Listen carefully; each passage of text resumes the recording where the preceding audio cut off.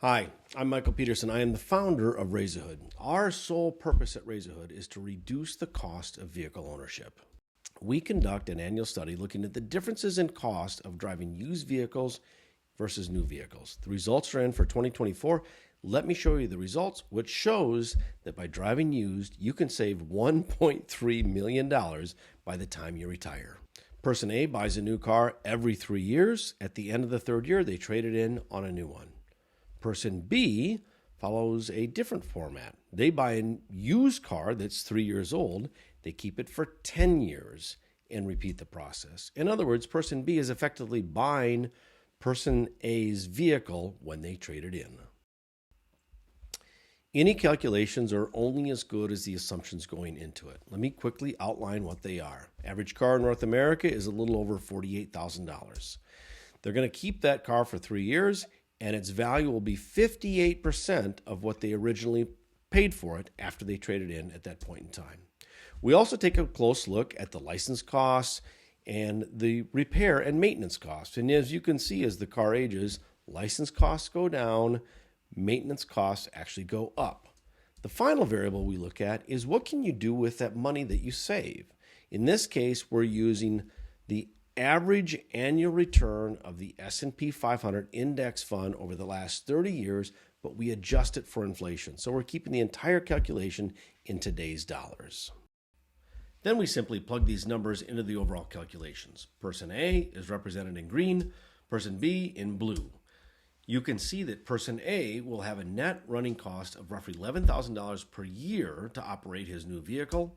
After 3 years, he's going to trade it in.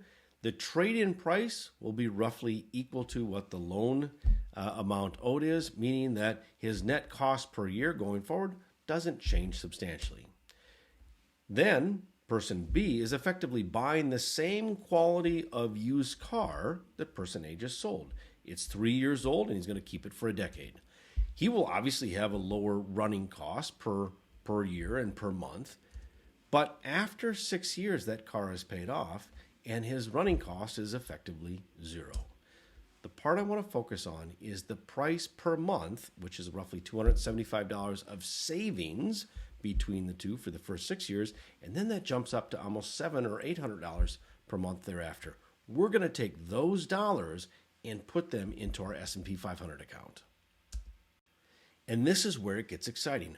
By making those small investments every month and letting the time value of money work to your favor, by the time you retire, you will have $1.3 million in that account.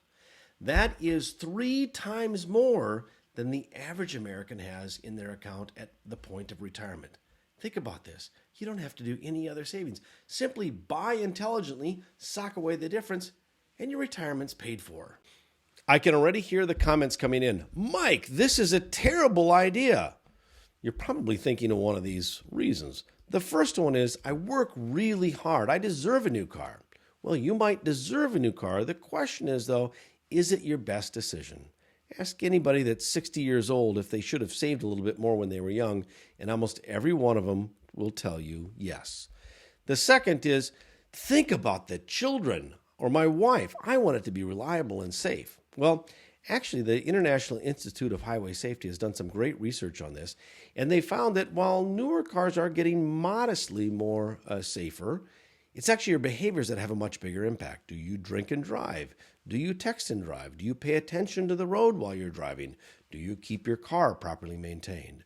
If you're trying to stay safe, there's easier and less expensive ways to do that for the safety of your family. The third one is, hey, this is my jam, man.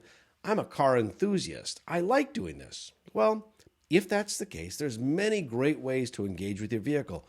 Buy a used sports car. Go to the racetrack on the weekend, right? Find a toy vehicle where you can go off-road out in the mountains. But buying a new expensive vehicle every 3 years is not going to emotionally fulfill you.